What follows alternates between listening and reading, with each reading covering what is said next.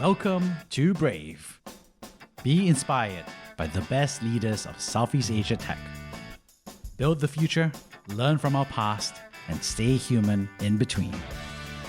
I'm Jeremy Au, a VC, founder, and father.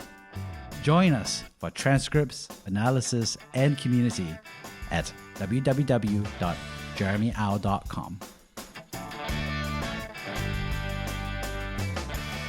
Hi, Geraldine. Good to see you after so many years. Hey, Jeremy. Nice to finally catch up with you. Well, we first met all the way back when Orchard Library, when I was in the army on my weekend studying my SATs, desperately trying to go to college. And at that time, you were studying for your O levels, right? Yeah, that was correct. That has been definitely a long time ago.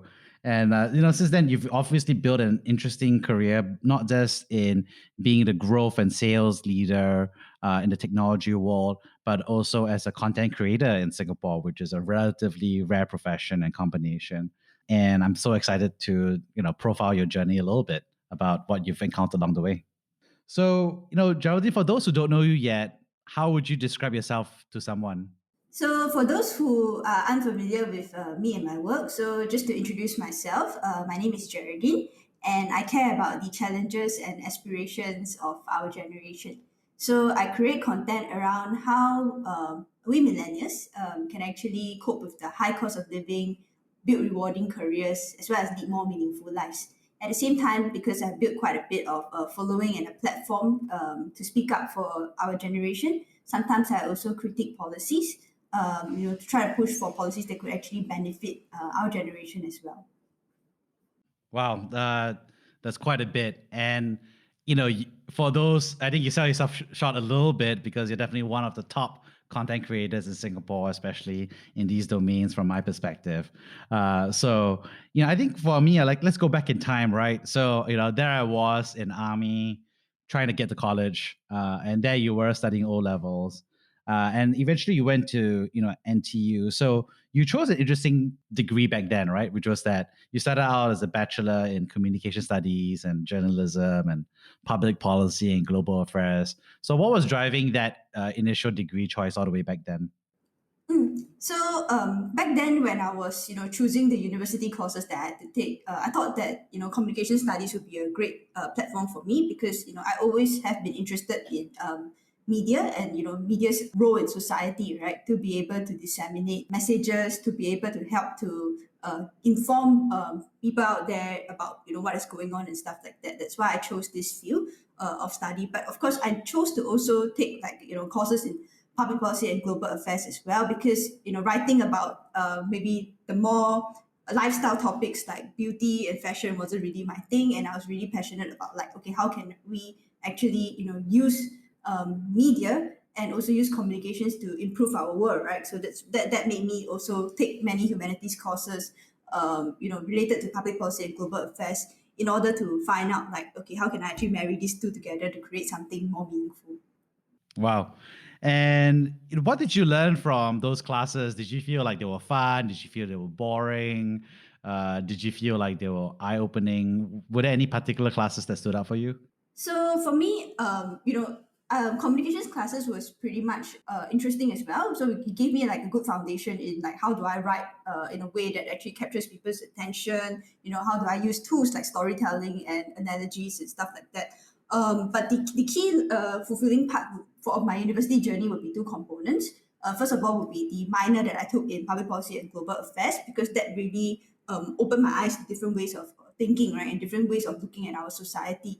And at the same time, the other component of my university education that really helped me a lot was actually my exchange program to Switzerland, as well as the internship that I had in Hong Kong. So I actually went to Hong Kong to do a journalism internship. So there you are, doing, journalism, and that's when you start, obviously some of your work in interning as a local news reporter, but that's also when you started your blogging dynamic, right? So what was the inspiration for you to start blogging at university? I actually started off as a current affairs blogger. So that actually happened during my time in Hong Kong, right, working as a local news reporter. And I was actually covering a lot of issues related to Hong Kong, and that was a really dynamic time to be in Hong Kong as well, because that was when the whole Joshua Wong thing was like starting and everything. And it really inspired me to see Hong Kong people being so passionate about creating a better future for their society, especially the students and stuff like that. So I thought that that particular aspect was something that was meaningful, and I wanted to kind of like think about how I as a Singaporean youth could actually influence and impact my society as well. So that's when I started to write about current affairs, to follow news in Singapore closely as well. So my day job would be just like writing about Hong Kong news. But when I went home at night, I'll be catching up on all the current affairs that was happening in Singapore, all the local news, and then thinking about how I could actually write it in a way that was simple, and share my opinions in a way that is easy to digest, right, for my peers as well. So that's where I actually started off, my blogging journey.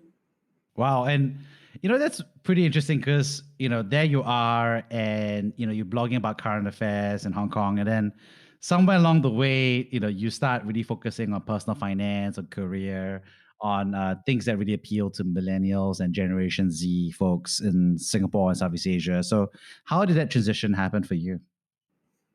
Yes, this is a question that I get really often, right? Like, why do you actually make that slow transition from current affairs to personal finance, careers, and more personal growth topics? So basically, what happened was that when I started my blog and writing about current affairs, I was actually in year three at university, and of course, back then I wasn't really exposed to the working world and society yet, right? So when I actually graduated, that's when the change happened, because I quickly realized that the job market, the economy, and just the world that we live in today is just radically different from that of the previous generation. So some of the challenges that our generation will face would be things like jobs being displaced as a result of technology, or maybe cases of discrimination against Singaporeans, right, in our own country, and just having a situation whereby our starting salaries definitely did not grow as fast as things like housing prices, or maybe the cost of weddings and stuff like that. So that was all the challenges that I was looking at, and it got me thinking. Basically, if I were to just focus on policy changes alone and writing about that, that is really more like a long-term solution, because obviously policy has a role to play in society and can actually shape the outcome, right, of people's lives. However, what is actually needed on a more immediate basis would be actions that people can take on their own, and that got me interested in like writing about how millennials can actually better navigate things like their careers, their personal finances, work-life balance, and all that, so that they will be able to like I mentioned, cope with that high cost of living, build a rewarding career, and as well as lead more meaningful lives. Because ultimately, for our generation, the aspirations, is broader than just things like starting families and all that. It sometimes include like having that freedom, right, to travel, of course, during not during a COVID-19 period, but just to pursue things we are passionate about, and even give back to society also. Yeah, that's amazing. And it's interesting because you're blogging what you know, right? And we're both millennials, and you're very much blogging about your own, I guess, entry into the workforce and the dynamics of like personal finance there, right? I'm just kind of curious, like obviously when you start writing out, it can feel like you're writing to nobody, right? Because Mm. I run blogs, I use like Tumblr and LiveJournal, and Blogspot. So, and I very much at that time, a lot of blogging was really about blogging to your friends, right? So you're like, you wrote it on the internet and you only expected maybe 5 to 10 friends, and then you get very frustrated when a friend that wasn't supposed to read your blog reads your blog because somehow we expected the blogs on the internet to be private. Um, and obviously, that's everybody starts like a blogger like that. But for you, like you started realizing at some point that you're getting an audience, right? So I'm just kind of curious, like when did you start noticing that people outside your immediate circle of friends, and your parents were starting to read your blog? So for me back then, it was for my parents was, of course, they would tell me, right, that they were reading my blog, and they would tell me that their friends are reading my blog as well. So that got me a little bit concerned, like, okay, I should really do my best to not say anything.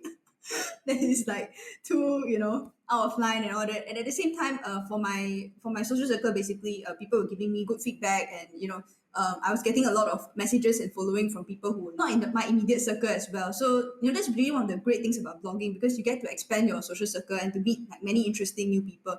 I would say that my life is really enriched because of blogging. I get to meet so many new advertisers. I meet people from the who are fellow bloggers as well, and even get to know a little bit more about my audience also. So it's really expanded my social circle significantly. Did you ever remember like your first, I don't know, reader fan mail or comments? Do you remember anything about that? Okay, so of course, compliments are always welcome.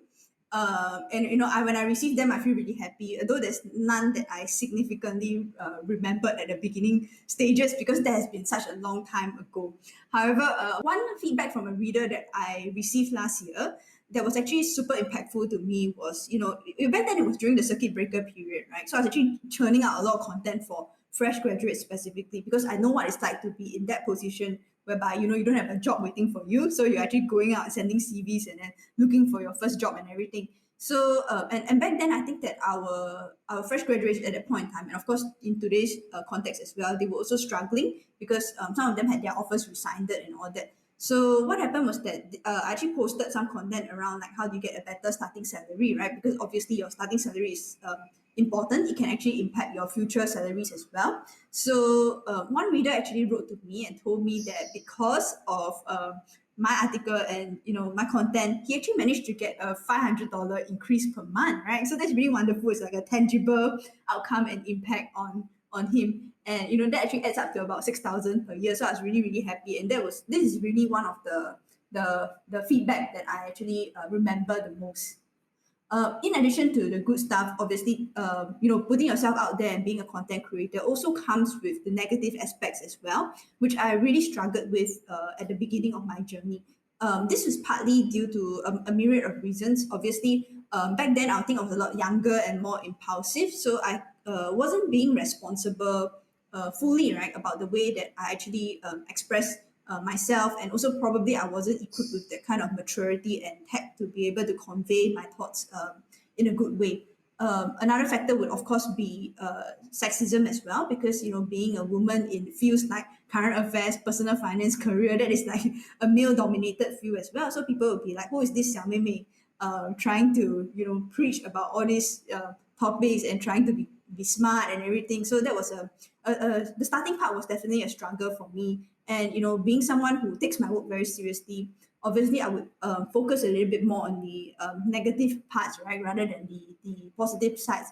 But I guess over the years, partly because I managed to prove myself through consistent effort and improve the way I engage with people, as well as the way I carry myself, this amount of like haters, I guess, have gone down significantly. And these days I don't even receive angry comments at all, because I've already kind of like earned my stripes in a sense in this aspect. Yeah.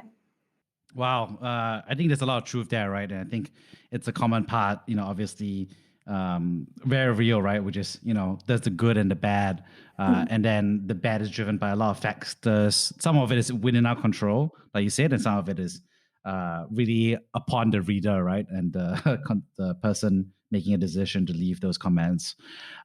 So I guess when you started, writing and creating, obviously, again, you're studying about current affairs and you kind of hinted at this, right? Like you started getting stronger and better at framing in a more positive approach, being less impulsive.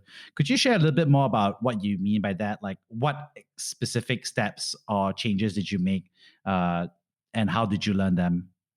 The best way to illustrate this would be to kind of like share with you my approach in the past and then compare it to my approach in the present. So in the past, I guess someone who is like 21, 22 years old, right? I'll just pick whatever is on my mind without any filter. And of course, it's nice to some people because they find it like super refreshing and all that. But at the same time, you as a content creator, you cannot just be preaching to the people who already agree with you, because that wouldn't really makes sense, right? Like you're just like preaching to the choir, and having this whole like circle of people who just like agree with each other and all that. You want to be able to reach out to people who are perhaps maybe on a middle ground, who are undecided, or maybe who even hold a different view from you. So I knew that I had to reach this group, and my current approach will not work because it's actually getting them to be more upset with me rather than to win them over, right? So I came up with frameworks on how I should actually engage others, and I stuck to it pretty religiously. So basically, the three values that I use when it comes to public engagement would be things like being rational. So trying to back up everything that I say with some facts and information. Obviously, facts and information doesn't always change people's minds because there's also a lot of factors involved. However, it does help to establish some form of credibility.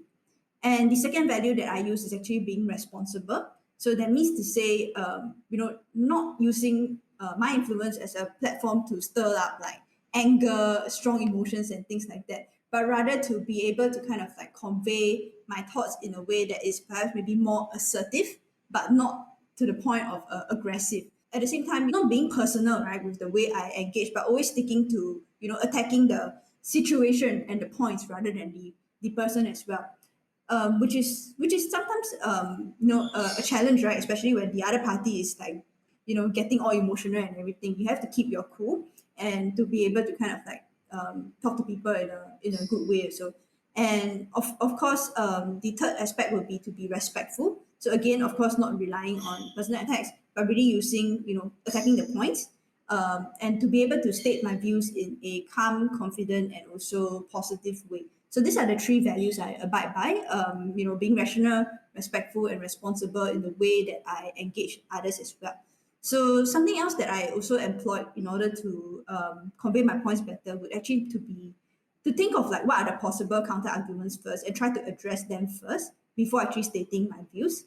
And the third thing that I did was really trying to soften my messaging. So sometimes instead of stating a point as it is, I will frame it in the context of a question so that it invites engagement, right? Rather than me stating up my points directly.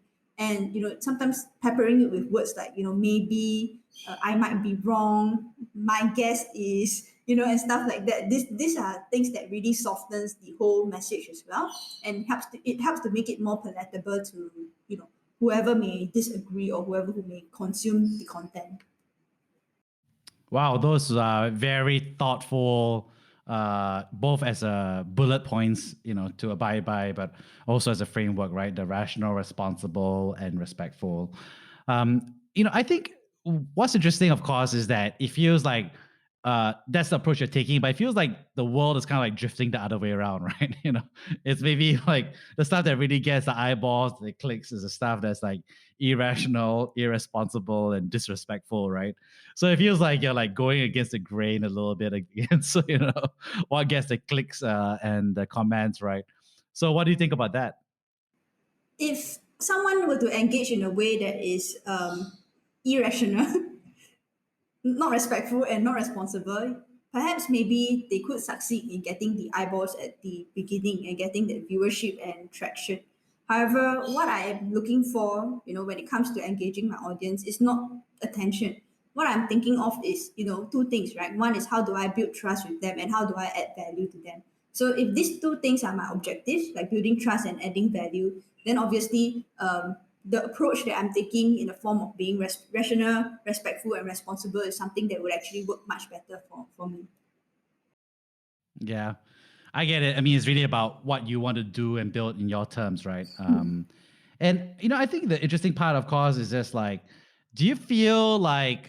I think that's the fair answer, right? Which is like saying, this is my audience and I want to be this way versus the world's going this feels like other way. But I guess, what do you feel about the world going the other way?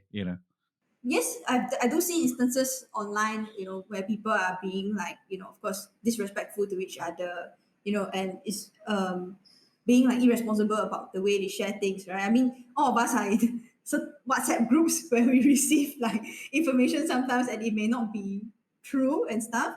So that is the state of the world, and these are things that we cannot directly control because we cannot control how the people are talking and stuff like that. So I guess as content creators, what we can do is actually set good example, by sticking to our values, and also to kind of like work towards educating our audience, right, and influencing them in a positive way on how engagement could be done. So they learn that it doesn't have to be this way, right? You can obviously achieve your objectives sometimes in a much more effective way if you were to communicate in a style that is more, I would say, grounded, I guess.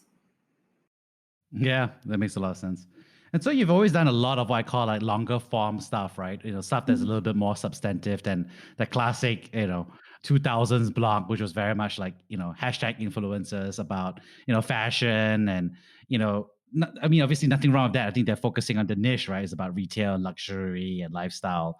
So those tend to be more visual oriented, shorter form, right?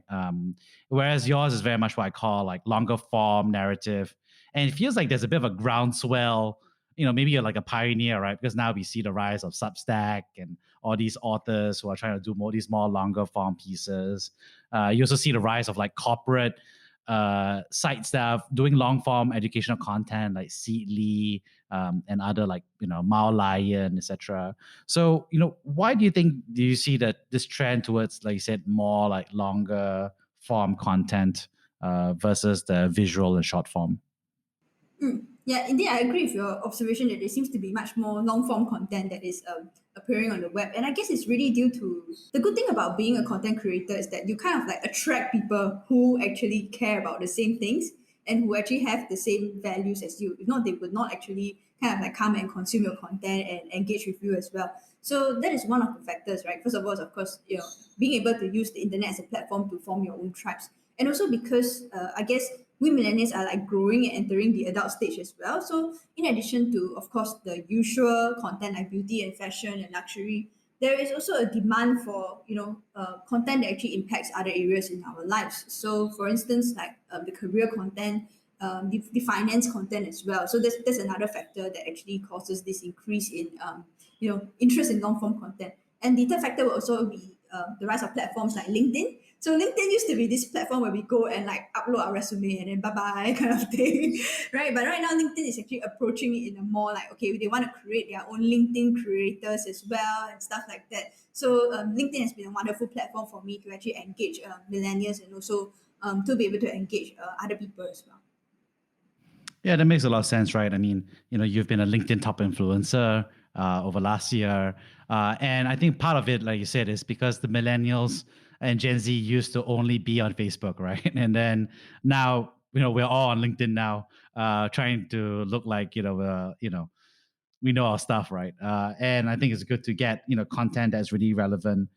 When you look at your demographics of your audience, I'm just kind of curious. In my brain, my assumption would be like lots of like millennials and Gen Z folk. My assumption is an even split between genders. My assumption is a lot of Singaporeans. Like, is there a fair like perspective of what your audience looks like, or is there anything like any insights you want to share about your audience?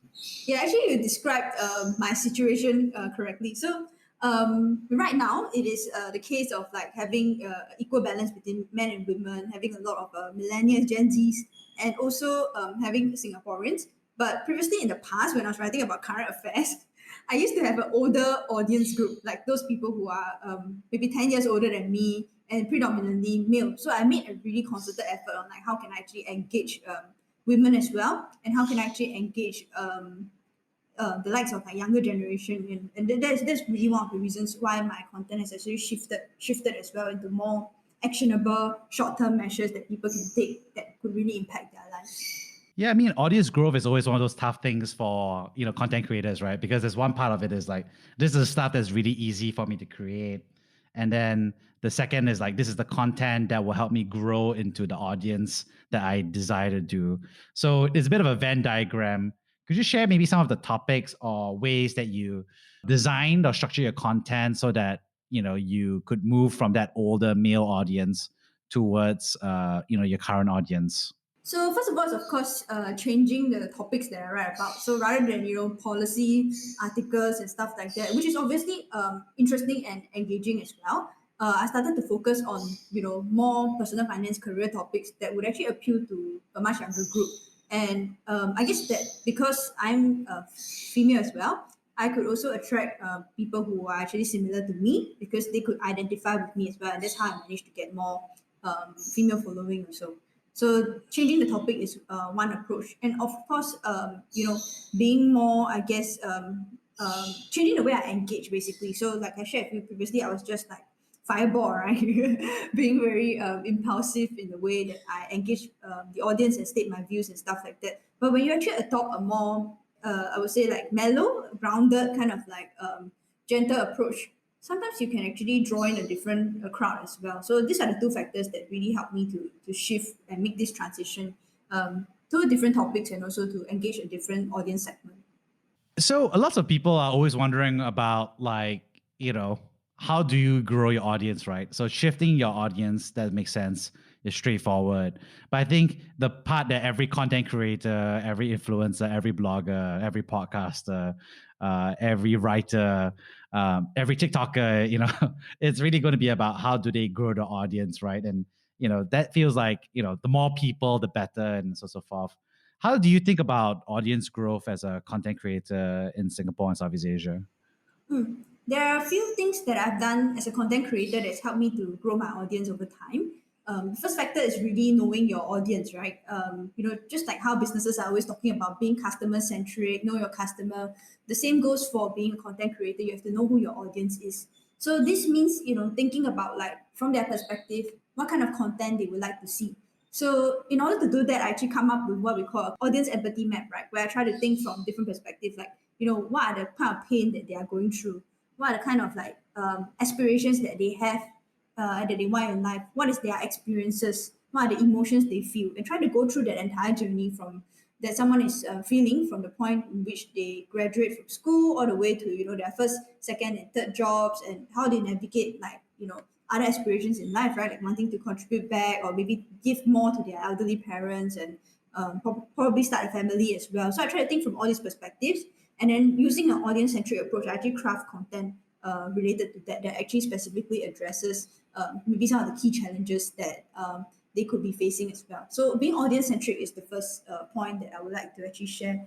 That's helped me become successful in growing my audience, and that's actually the most important point. The second one is actually, of course, being familiar with the technology, right, that powers this entire thing. So things like, I had to pick up things like social media marketing, email marketing, and search engine optimization. So this involves, being updated about social media algorithms and, of course, search engine changes as well. So technology aspect is another one, and even things like, UX. How do you structure a website that actually encourages people to click more to actually further discover your content as well? So technology is the second aspect. And the third aspect is, of course, how do you manage a community, right? Because you can't just be putting content out there but not responding. So I make time and think about like how can I actually respond to people when they ask questions and stuff like that. Uh, of course, I wouldn't say that I'm able to respond 100% because I'm actually juggling this content creator role with my main job. But I try to answer as many of the questions that I receive as possible. And I guess the last factor that actually influences your blog's growth is basically how well do you actually work with other stakeholders. So being active about forming relationships with other content creators as well, and also trying to be able to kind of like work better with the media, with advertisers. These are some skills that I had to learn along the way also when it comes to running the operations side of my blog. So that's an interesting part, right? Which is that while you've been busy building out as content creator, you've been holding a series of main jobs as well. You've definitely, been both a leader, both in the marketing and sales role, which of course is, I guess, quite a synergistic with your, content creator role. But I'm just kind of curious, like, as you think about your main career in terms of being a business development representative, a BDR, being an account manager, being an account executive at a bunch of like regional and American technology companies. How do you think about balancing both of those roles? Like, is it tough to balance? How do you balance it? Yeah, this is a question that I receive a lot, right? Okay, so just a bit of background. My day job is in the software as a service industry, and I've been in this industry for a couple of years. And my job is basically to sell the software and help other companies to digitally transform. So when it comes to balancing both, I would say that actually it's not really that difficult because you just have to create like a routine for yourself, right? So for me, it's like every morning when I wake up early, then I will try to work on the content creation aspect as well. And if I were to do long form content, it's only on weekend or public holidays. So that's one. having a good routine for yourself. Because when you put things in routine, right, they become like fixed things that you do. It's like brushing your teeth, drink water, drink coffee, and stuff like that. You don't really have to think so much. Everything runs on like autopilot as well. And the second aspect would actually be to be able to kind of like practice writing, right? So it actually takes me quite fast to write a post because I've been doing it so for such a long time. Like writing a LinkedIn post maybe takes me 15 minutes, or being able to write a long form content maybe takes me about 1 hour, 2 hours as well, which including research and editing and stuff like that. So the more you do it, it becomes like a skill, right? It's something that you can do a lot faster and all. It's like I would say like maybe like washing your hair kind of thing. It's like something you can do very very quickly because you've been doing it for such a long time, and it's become some sort of like a second nature to me as well. Oh, and I'd like to add that, of course, working full time, right, actually helps me to understand what the audience is going through better because I get to be exposed to the kind of like real challenges that other people are facing. I get to interact with a lot more people as well. So I would say that my day job and blog actually complement one another. Yeah, that makes a lot of sense. And I think it's not smart to have that firewall in terms of schedule and the structure. And obviously, you're getting faster and more experience in doing it. And then, of course, lastly, you're writing to yourself, right? To the audience that looks like yourself, with in terms of overlap in the professional world and the geography and work. It's hard to write about career development the way that you do if you don't have to go through career development milestones yourself, right? Correct. So I think the biggest fear, obviously, for anybody who's doing a content creator is just like, how does it interface with work, right? Because, is my workplace going to be okay? Is this going to be seen as detrimental? Is it helpful? Obviously, I think we've seen people like Alex Danko. He writes the very, very great blog in Silicon Valley called Dankoland. That's what he calls it now. But he also part of Shopify, right, as a senior growth leader as well. So to him, it's actually complementary. But I think and I think there's a very well understood dynamic in Silicon Valley that you can be a tech leader and a content creator. In fact, it's probably better if you do both, right? Because there's no other way to be a successful tech leader if you don't articulate yourself and be present in the public arena. But that doesn't seem to be the case so far in Southeast Asia. I think that's at least the perception or the stigma or the fear. So how do you think about that? My observation is that in Southeast Asia, again, very similar to what you pointed out, that sometimes for the more, I would guess, traditional employers, they would tend to perceive your hobby as a conflict of interest, right? So it's kind of strange because people don't see parenting as like a conflict of interest. They don't ask you like, how you balance being a father, versus like your job, right? But they see like having a hobby, which is obviously less demanding than being a dad to your career as well. So that's something that I observe also. And the key is really just to, for someone like me, I really know early on like what kind of company I want to work for, and stuff like that. So I actually try to actively look out for this kind of organizations that celebrate, people having a life outside work. Yeah, in fact, I include being a blogger in my resume as well, so that people know what they are signing up for, and I get hired. Well, I mean, I think it works, right? I mean, you're doing like sales and growth roles, and people knowing who you are in the public arena is honestly a prerequisite for inbound sales at a minimum, and pretty essential even for outbound sales. I personally believe that. I think for so many tech roles, I think being someone who can communicate online in a professional manner and in inspirational slash educational approach is honestly net a win for the company, right? Especially like if you're at a VC, you're a founder and a CEO, you're in charge of hiring for your engineering team, or someone who is like leading, and growing a growth team. At the end of the day, people are going to be like, why should I work for you and why should I work for your company, right? And if they don't know who you are, they can't even get in. Have you ever seen any examples of like your, content creation kind of like feeding in or benefiting you in the workplace? I've had messages from recruiters who were told specifically to reach out to me by the employers because of my online presence. So this is obviously one of the direct benefits that I get from being, both a content creator and of course working in my full-time role. Another benefit is, of course, being able to build relationships in a sense with customers, right? Because as I've highlighted earlier, when you put out content, you attract people who have the same values and beliefs and similar interests as you. So that works for the case of customers as well. Like they will tell me that, hey, they like what I've shared, found it inspiring and stuff. Yeah. I think that's something I noticed for myself as well. Definitely get lots of like recruiters kind of like reaching out because, they get told by someone else who consume the content that, I know something about a space, supposedly for being a podcaster, I guess. But I think here, you strike on something that's really important, right? Which is, how do you at one level obviously know the benefits of it, but also I think you do a great job articulating like, hey, you don't see as a trade-off between being a parent and being a tech professional, right?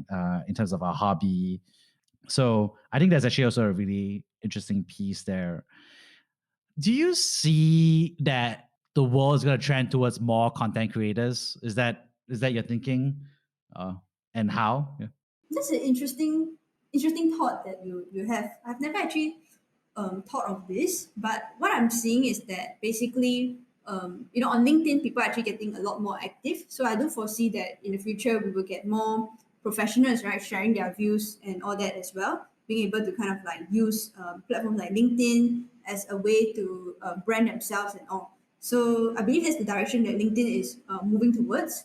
And I do see that if a market leader like LinkedIn were to lead in that direction, professionals may follow suit as well. So, I'm just kind of curious, like, what topics are you thinking about building out next? Your content calendar slash, list of ideas. So I don't know, for you, I have like a list of ideas in Google Doc where I'm like, these are the titles or these are the snippets that I find things that I would love to write or, share about. I'm wondering if you have a list and if you don't mind giving us a peek into what would be some of those titles or topics you're interested in exploring in the future.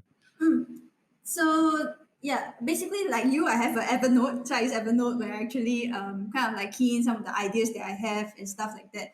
And not every idea that I put in gets published. Sometimes it just ends up as like a screenshot that I share in my private Instagram with just close friends only and stuff like that. Because perhaps maybe it's not I don't find it that relevant to the public, but I also want someone to read it, right? After all, I've written it already. That's how I actually do my idea generation as well. So, but a lot of what I actually create, right, it's actually dependent on my surroundings and own experiences also. Like just yesterday, I actually published a post on, Jeff Bezos' regret minimization framework. So for those of you who are unfamiliar with this framework, it's basically how do you make difficult decisions in life, right? Such as maybe quitting a job, starting a relationship, or maybe like moving abroad and stuff like that. So Jeff Bezos actually encountered something similar as well when he was thinking about starting Amazon. So the whole idea is really to project himself, to the point which he's 80 years old. Will he regret not making that decision or not? And the whole idea of this post was actually inspired by something that was happening in my social circle as well. Basically, I had a friend who loves her company, but received a good offer at a startup. So she was thinking about whether she should make that switch or not. And I was able to advise her based on the Jeff Bezos' regret minimization framework, and that's how I actually came up with the idea to create the content. So a lot of what I actually create is sometimes spontaneous and depends on my immediate environment as well. Yeah, that makes a lot of sense. I mean, it sounds like you're using this writing process as a way to think through the problem as well, right? And as you think through the problem, you get to write more.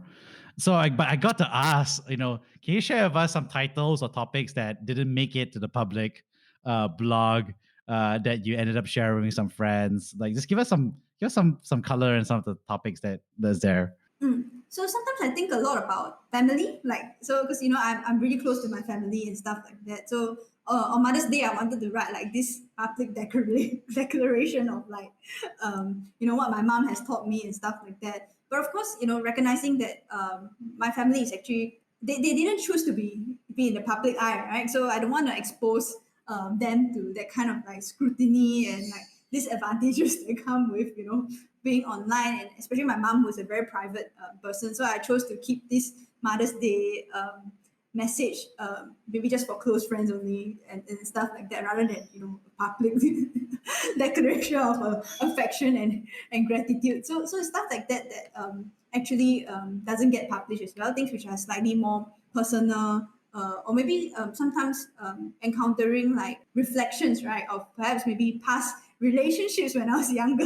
So this is the kind of things that I don't want to put online as well, because you don't want to like implicate like whoever has been involved with you previously as well. So these are the kind of more personal stuff, which they are no less meaningful, because they of course involve like key learnings in life, gratitude towards my parents and stuff like that. But the trade-off is that did my parents, for instance, choose to be in the public eye, right? And the answer is no. So that's why I don't really post so much about my family and personal life online. So Well, now we know. So I think all your fans are going to like release the Snyder cut, release the Happy Mother's Day appreciation letter, maybe. So, when you think about that, obviously, you actually touched on something that's quite key, right? It's like the public eye, the private space, right? And, I think it's pretty obvious in the context of like, you just talked about is like your family, people who are quite clear, like preferences. Do you feel like those boundaries are a little bit fuzzier as a content creator? Because I do feel that sometimes like what is public, obviously, but what is private, what should be public of my private life. And so I do have that dynamic, right? So at least for example, my Instagram page is very like, non-professional. It's just me and my buddies hanging out. Compared to the podcast, which is about, leadership and technology and Southeast Asia. So it's very different. So I'm just kind of curious what you think about that public and private, dynamic or zone or boundaries of gray zone on a personal basis. actually, you are right to point out that it's a gray zone, because this whole idea of public-private is really up to an individual to define. So, okay, maybe you can identify this example because you are a parent. There are some parents who will post every update about their kid like online, and all kinds of pictures, the milestone from the point in which they were born all the way to like the toddler stage and then primary school and stuff like that. But there are some other parents who don't, because they define the lines of like public private differently as well. Similarly, for my generation, some people are dating. When it comes to significant others, some people don't even review like the faces, right, of their significant other on Instagram, whereas the other group will be like posting like, oh, love so and so went to Gardens by the Bay today, and then like all kinds of like kissing pictures and stuff like that. So it really depends on, it's a gray area, because it really depends on what each individual defines as like public and private to them.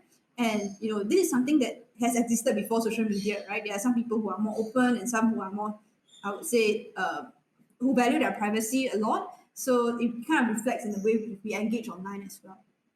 Do you feel like there's a trend here? Because it feels like, in some weird way, like when I was on first internet, I don't know about how you felt when you were on internet, but we treated the internet like it was private. Yeah. So it's like my blog spot and all this stuff. It was like, oh, I uploaded it. My mom is not here. Only a few friends know what the URL is, right? So it's like the public space is private, right? And then Facebook also, my old Facebook is like full of my stories to be like, hey, who wants to eat dinner with me? And then I'll hold conversations with people in public on my Facebook wall, right? So it'd be like us chatting with each other. And now it feels like the dynamic has changed where strangely we're both more public about our public stuff, and we are also more private about our private stuff, right? Like when I go public, I'm like, I don't want 20 people to know. I want millions of people to know, right? And then when it's private, it's like really, really private. I don't know. What do you think about the trends that are out there for privacy attitudes across generations? Yes, Jeremy, I think you really pointed out something that I've observed as well. It's like, back then, I think during the times when I was in like secondary school, JC, internet is really like a open space, right? We treated it as a private space, basically. Like, I think if people were to break up, they will post like about it, like no longer in a relationship with so and so and stuff like that. Yeah, but right now it's changing. So what I think is actually the trends that is driving this shifts would be, of course, firstly, I guess the space is maturing, right? We're actually kind of seeing like we realize that actually there's a lot more people online. If you have your father and mother on Facebook, you wouldn't think twice about posting a picture of yourself in a bikini, right? Correct? Or your uncle and auntie who you really see once a year. So that's one, the maturity of the space. Secondly, I guess it's because of a lot of negative incidents. So let's say, for example, someone wants to accidentally say something that is wrong and they get cancelled. They don't want to like implicate their family members as well, which is why they don't actually put these images or information about their family and where they stay and stuff like that online. So it's kind of like a preventive measure. And of course, the I guess it's also the digitization of the world in general. Right now, like employers, they will actually screen you on social media before they even hire you, and employees do the same, right? Like for myself, I actually found my boss carousel profile, yeah, before I actually accepted the offer because I saw that there were very nice reviews about him and stuff like that. So it's actually a two-way thing also. So I guess all these trends are actually driving like the whole idea of like privacy and people being more private. Yeah, you raise a good point. If my potential boss had only 2 stars out of 5 on Carousel, I would be very reluctant to get in. So I'm glad to know that. I'm glad he managed to pass that bar. Um, and I think it's starting to kind of like wrap things up here as we kind of like think about this space. Like, where do you envision like Geraldine from content creator and professional perspective? What is your hope for yourself over the next 10 years? What things are you looking to be much more intentional about for this next phase of your career as a content creator and professional? Well, it's really hard to actually project into 10 years, right? Because this space is like constantly evolving. So, Jeremy, just think about 10 years ago. Did we think that the online space would mature to this extent as well? We wouldn't, right? So, it's really about like not planning like 10 steps ahead into 10 years, but really more about how can we as content creators be adaptable because the platforms are shifting all the time, right? Facebook, for example, used to be like the platform, but right now, like there are so many other platforms which are doing so well, like Instagram, TikTok, LinkedIn, and stuff like that. So how do we adapt to these new channels as well? So that's one. I think that it's not really so important about, to plan like ahead, like many steps, but really more about like how do we actually adapt to changes and address them as they come along. And for myself, other than the technology part, another aspect that I'm starting to kind of like think about a bit more is the audience. Because as I grow older, my audience will grow older with me. So how do I actually stay relevant to the challenges they face in different phases of their life? Because it will be kind of strange if I'm like 40 and writing for 20 years old folks, right? Because obviously the job market and everything then will be radically different by then. So it's like how do I actually stay relevant, stay updated about like what people are thinking and feeling, and the challenges that they are going through. Because ultimately, as a content creator, if you do not create content that is centered around the challenges and the concerns about your audience, you cannot add value to them. So I guess that another important aspect for me is other than to keep up with the technology is really to be able to kind of like continually engage my audience, speak to them, talk to them, understand like what's the kind of content that they are looking for, and then adapt accordingly as well. I'm just so curious. Like, do you ever worry about becoming irrelevant? you know, well, I think 40-year-old writing for 20-year-olds. I don't know because sometimes I think to myself a little bit like the interesting thing you just mentioned is that all of your content that you wrote in your 20s will still be online, right? Mm. So there is a slice of you that will always be evergreen, always 20 years old, writing to 20 years old. And then there's a reality where you and I are 40 years old already, right? And that was something we produced 20 years ago. Like, do you ever worry about being irrelevant or what's the fear? Is there any fear associated with the creator journey? I won't call it fear, but more of like the way I cope around this is that to make sure that my content is always relevant and interesting. Like actually, if you one of my top posts, right, like the most read post of all times would be first the article that I wrote comparing the differences between elite school and neighborhood schools. So this is an evergreen topic. Although I wrote it when I was like 24 years old in a train ride in Europe, it's still relevant till today because every year when parents are thinking about which kid to send which school to send their kid to, they will be actually googling this topic like, and thinking about the pros and cons. So I guess some content will never age in a sense. And similarly, there's another article that I wrote that did pretty well. It was actually addressing the issue of eating disorders right among young teenage women here in Singapore, and I actually created a post which actually describes the benefits of of course having a different body type, like being more curvy and not being like the stick teen type of person as well, and I highlighted the benefits of that. And this type of body positivity content is obviously something that is going to be evergreen as well, unless one day whereby beauty standards actually drift so drastically, right, that they no longer uphold that. But I'm not sure if that's something that we can control as well. So I think the key is really to balance the need for to be relevant now, and also to be relevant, to be timeless, basically. Yeah. Wow, that's very true. I think most of my best content they're great, not necessarily because they are spiky, of course, spiky in the moment, but I think also because they're evergreen, right? And they clock in a certain number of listens or reads consistently every month. Well, wrapping things up here, Geraldine, here, I'm just kind of wondering here, the last question is, could you share with us of a time where you've been brave? So if you ask me about the specific time that I've been brave, I can't really highlight like one specific point in my content creation journey, but I would say that being a content creator itself, regardless of your following, is actually an act of courage, because you're actually putting yourself out there to the public, and every single thing that you create, be it a video, be it a picture, or maybe perhaps something that you've written as a post or blog entry, it's actually out there in the public, and it can be scrutinized by others as well. So you're actually exposing yourself to not just the positive feedback, or maybe, but you're also exposing yourself to perhaps the people who may disagree with you, or maybe could get even very personal with the way they do so. So I would say that the entire journey, and every single time you actually state your views in public, it's really an act of courage itself. But despite the negative repercussions sometimes, I would still encourage everyone to to be brave, right, and actually to be able to share your views and what you think with the public as well. Because if you just keep them in your mind, nobody can benefit from them. But you will never know that one day perhaps you could have shared something that actually benefits like a lot of people as well. Wow. Thank you so much, Geraldine, for dropping so much knowledge here.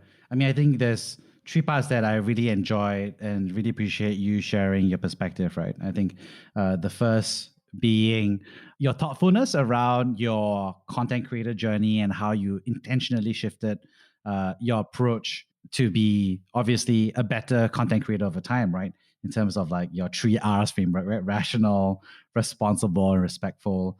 And obviously the consequences it had for how your audience shifted over time, but also I think how you have been personally been received and professionally received as well. And I think that's something that's really amazing.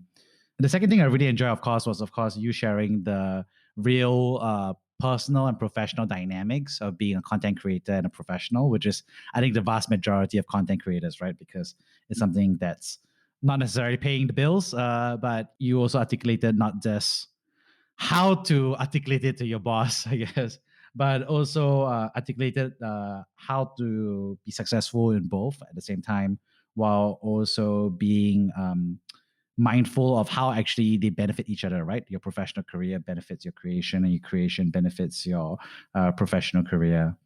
And lastly, of course, thank you so much for sharing, I think, really the personal side of it, being one of the top content creators in Singapore, but also being a professional, like you said, being a female blogger who is kind of like receiving comments, but also I think your own, self-awareness that, you have grown over time from, our 20s, right? To our current ages, but also growing in terms of experience and worldview as well. And I think Singapore and the region is very lucky to have you really creating this content and, just bringing and shining light on topics that we either don't talk about because we're too busy, or don't talk about because, we're not sure whether we should talk about it. So I'm glad you're doing it, Geraldine.